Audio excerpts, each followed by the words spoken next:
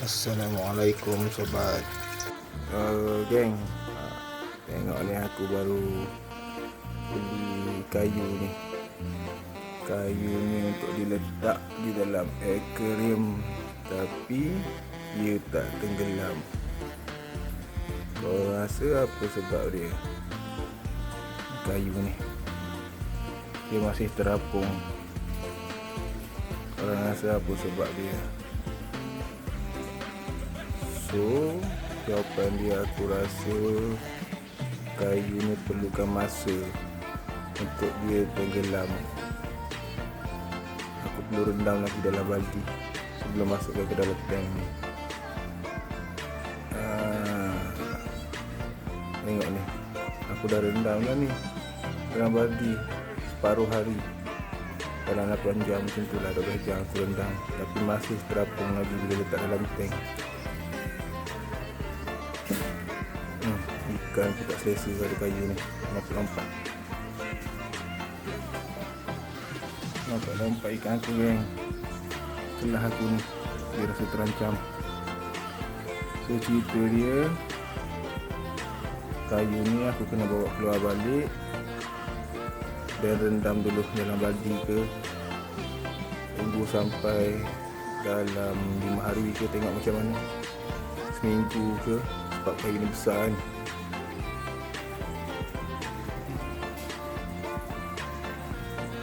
Kayu ni berat ni, tapi dia masih terapung. Mungkin sebab dia ada udara lagi, udara di dalam kayu tu.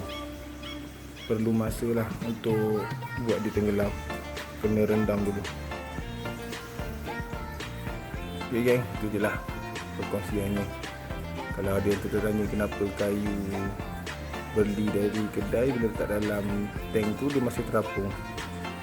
Nanti kalau dia dah tenggelam, nanti aku tunjuk result dia. Ikan semua menyorok ha.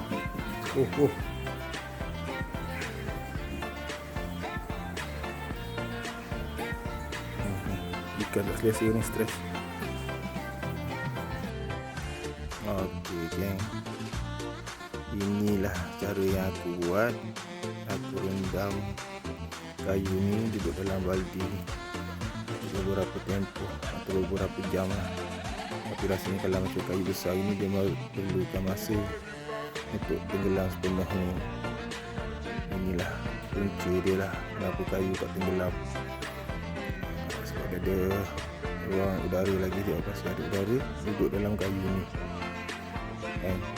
Nanti kalau dia dah tenggelam sepenuhnya, ni dia ada terapung sikit ni. Kalau dia dah tenggelam sepenuhnya, baru aku masukkan kayu aku ni di dalam tank. So, perkara lagi, kalau nak dengan cara lebih cepat lah, aku tak test lagi, cuma aku ada tengok info. Dia cakap rebus kayu ni dulu supaya nak hilangkan kekuningan air dengan nak hilangkan udara di dalam kayu ni. Dia suruh rebus dulu. Tapi aku tak buat lah, aku buat macam ni lah. Tunggu kayu ni sampai dia tenggelam sendiri, baru aku letak dalam tank aku. Ataupun lagi satu, boleh cuba ikat dengan batu lah. Ikat dengan batu kayu ni supaya dia tenggelam, lepas tu letak di dalam tank. Nanti kalau dia dah tenggelam sepenuhnya, buka ikatan batu tu dan buanglah batu tu. Macam tu pun boleh juga. Okey geng, ni hasil aku cuba tenggelamkan kayu ni dalam baldi selepas 4 jam. Kayu masih tak tenggelam lagi. Okey guys, ni video setelah aku buat rendaman kayu ni selama 3 hari lebih, lebih kurang 76 jam macam tu. Akhirnya dia tenggelam. Kayu ni boleh tenggelam guys.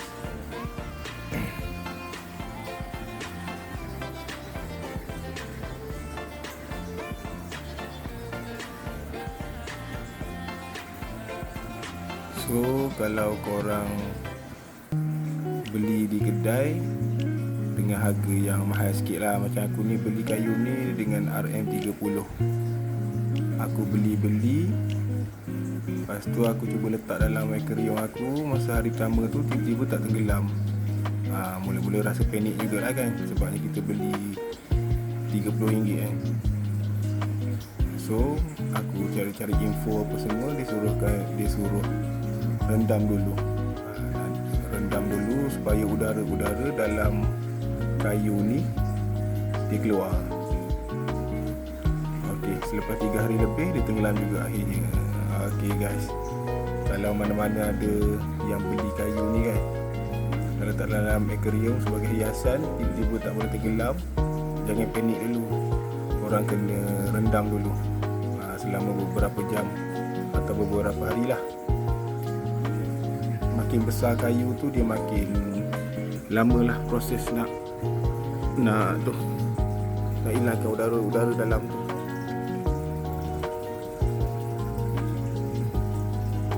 Ini tank kelah aku, kelah merah dan biru.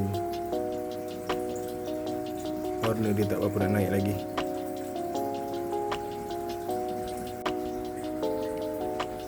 Okey, itulah sedikit sebanyak perkongsian aku untuk masalah kayu yang tak tenggelam lah. So geng, minta tolong subscribe, komen, like, share ni video ni lah. Untuk video-video lain yang bermanfaat nanti aku akan share lagi, kongsi-kongsi pengalaman, ilmu. Terima kasih geng.